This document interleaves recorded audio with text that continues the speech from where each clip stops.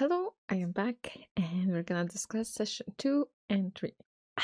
Could be a little bit the first mistake that I did, but also I had the good intentions behind it. I added on the second session a little summary what he dreamed because it was a long day. I didn't add it every day, just I felt like on the second session a bit more to dive in the characters. I felt like it's good. I had to give them a nerve. So they got robbed in the tavern they were staying. But that's not all that happened overnight. Next to Silas, there is one gold coin laying around, which after a notice he checks his pouch and finds it nearly empty. With only 2 more gold coins left, Macchiato seems to be a victim of a pickpocketing as well, but maybe because of his restless sleeping he only lost 1 gold coin. The party awoke to the sound of innkeeper stoking the fire and setting out trays of fresh bread and steaming mug of tea.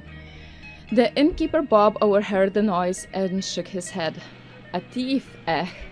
Could have been anyone, he said with a shrug. Plenty of travelers come through here. Hard to keep a track of them all. Our new guards arrived just this morning too. How unlucky. Obviously, it was also consequences of their actions. It was because one of the looters they saved was one of the bad guys. It freed the other guy they caught and it robbed them. So obviously, Silas' character admiration to Layla was punished. And Macchiato also found this character he liked, and I find it really funny. And it's gonna be a recurring character as she's like here and there, which did not plan. I had a way different backstory for her, which I kind of adjusted later on as we go. I think we actually found out a little bit of her backstory around session 40. Okay, so I'm gonna come back to what I was thinking and what we actually got. Oh, hello there, gorgeous. Well, she smiles at you and, greets you, says, good morning, how did you sleep? So what I think after like making them get robbed is that I should give them a little quest, which I think is a very good idea. It was the first sessions and they still needed practice, experience in the roaming around the Tailspire, experience in role playing between each other, seeing what they can do. And I think that one was pretty good, but it was pretty forced. But I had prepared some silly quests to just get them started. So what does he say? Well, I take out my gem. Looking for a black cat. If you find her, bring her to me, asks Lily. Then another post says help by sending through the night by post. Another one says pick a basket of mushrooms, asking Laura. Then another one says help me in the fields for the day, Frank. Wait, what was Lara? So the first map that I made had a lot of oopsies here and there. Some buildings didn't have a door, which I had to be like, okay guys, I'm sorry, that's my bad. Because I was working on that map here and there, and I missed on some things, which still happens to this day. Sometimes there's a little hole somewhere and they instantly get like under the map. Hey guys, this house next to us seems quite important. At least it's the biggest one I can see. Oh, and this house has no doors. Can I roll if it's a public place? That is an error. Oh, okay, I don't. My players had backstories and really had like this really huge fun to making them into the sessions. I saw a lot of DMs do it and I was like, damn, that's like so cool. You make a backstory and it actually appears in the D&D world. I mean, which is kind of a thing that should happen.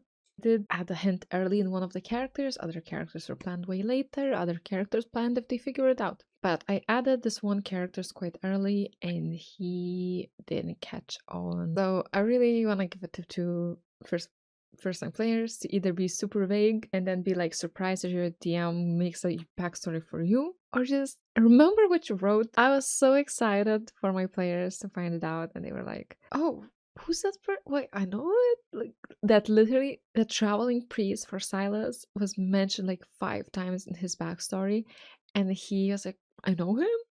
It's a priest? I just found it funny. Right here. It seems like it's a traveling priest. Priest or monk? Priest. Adam. I recognize him. Yeah.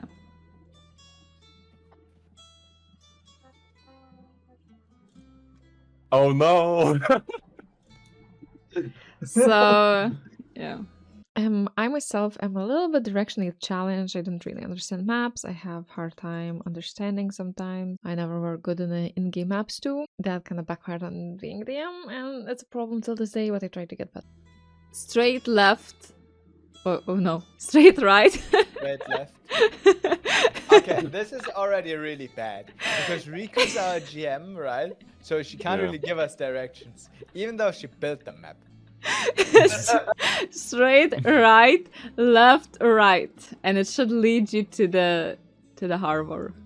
So yeah, so my players also found this little girl crying, which is also like kind of side quest slipped in there. Like I said, these side quests were to make them kind of work together, figure something out, get into Tailspire, get into D&D spirit. And I think it kind of worked. They kind of started working together, walking to the same direction together. For an hour, we're roaming around, and two people from the town did say, I have never seen this girl. She looks like someone from the city. Didn't bother to ask anyone, oh, which direction is the city? She's like, I miss my mom and dad. Follow me. So as you guys walk I- closer, you hear one of the guards say, "Oh no, Janet, what are you doing here? Did you sneak out?" See, this happens when I don't write anything down in my journal for a while. It is also pretty funny. You never expect players for anything, and my players just like suddenly like this one NPC that didn't even have a proper name. Like he didn't have a name at first, and they really got really big interested in him. And after that, I learned as a DM like, oh damn, you can never tell which characters you like, because I made this one character in the tavern. I really like Jack. I gave him personality that I really couldn't keep up with. When here was this NPC showing off his abs, and my players were like, oh my god, look at those abs. He's like our favorite NPC now. Abs. Okay, so how do you ask? What do you want to know? Like, ask. Ask abs. Abs. Dude, look at his abs, man! He's everything you want to be, you know? You should I try forgot winking. what I wanted to ask. You should try winking! Wait, charisma roll. Are you gonna wink? Yeah. Okay. By the way, can Magic get advantage in winking? Okay. So, no, babe. So, Silas winks, and like the dude is like, read it out. Like, he's like, what the hell? Like the same thing that I said persisted, them kind of splitting apart. I kind of try to show in the first sessions what could be the consequences of their solo actions by reminding them that they're constantly kind of like treated as they're one big group. I don't know if that was a good thing or a bad thing, but that's what I did. Is what I had in mind when I did it. She says, I'm a well, fucking you actor, guys, man. this is your traveling group. How come you can, you can't... You're traveling with a person you don't want to take part with. Since you're guys, travelers, so I talk about you guys as a one group, not individuals. This one will also reach up their session because I had so little in the second session happening, a lot of roaming around. And I think it also kind of continued in third session, a lot of map revealing, exploring. My characters were really persistent to check almost like everything, and they almost checked everything, which was crazy. As a world creator, I was like very touched. I was like, oh yeah, they checked almost everything I wanted, everything I was ready with. Awaken up robbed, the party got a treasure map from Jack, helped the goblin steal badly, and failed to recruit an elf. Macchiato's wrist flopped on Medusa but worked on a buff armor. They found a lost girl, earned city access, returned a missing cat, and reluctantly slept at the tavern again. So, as being friends and very comfortable around each other, the slip ups about, oh my god, I could do this is so funny, hee hee haha, kind of got really annoyed for me as DM, as I was really stressed, I really was hoping to give them the best experience. I had like this whole story in my mind, and getting that like snapped out, like out of character, I really got annoyed a few times. I called it out with hopes that, guys, I don't punish you for this, but please, let's try to focus. I might seem a bit too mean because once again we're very close friends, and I don't know. I know it's a good thing to be with close of your friends to start a campaign, or a bad thing, but at least we were all comfortable, and we did grew together into what's gonna come later. Why did that take such a turn? No, I'm joking. I'm not pulling out my great axe. Don't worry. So, guys, I'm Eldritch blasting.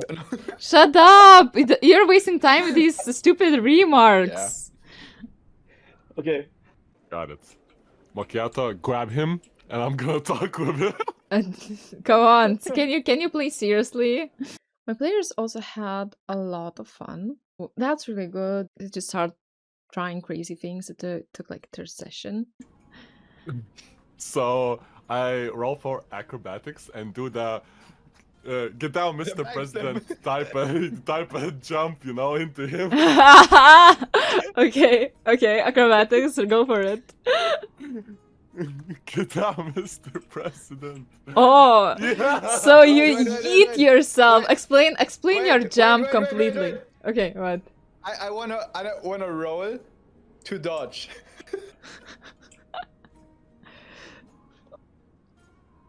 What has this come What to? have We're you fighting rolled? against each other. Roll. Wait. What is there to roll? Acrobatics? Also acrobatics?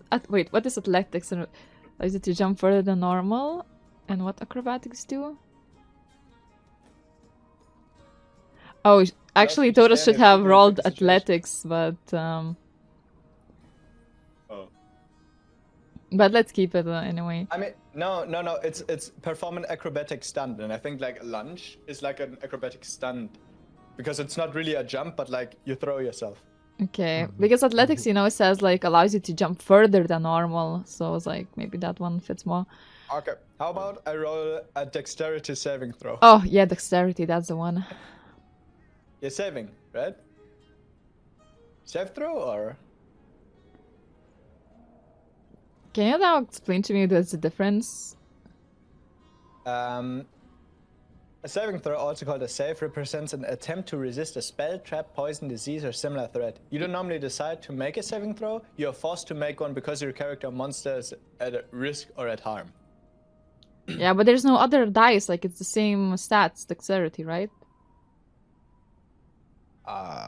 Yeah, basically. So you basically just roll dexterity, roll. I will check into that a bit I mean, later. performance. If he dodges or not. 17. I think Okay. I don't Is that dodge, right? Constitution? Wait, no. Was that a Constitution? Oh, fuck, true. Sorry. Language! Come on. Okay, I have a 6. He had a what? 22? Check them all at once, move, never be prepared to keep up. If my math is correct, I should be able to do that jump Let's check without them all him later. dodging. Where is the dice? I didn't see it. I was reading. I rolled a 6. Okay, so Silas, explain your jump. Okay. Look at my stream.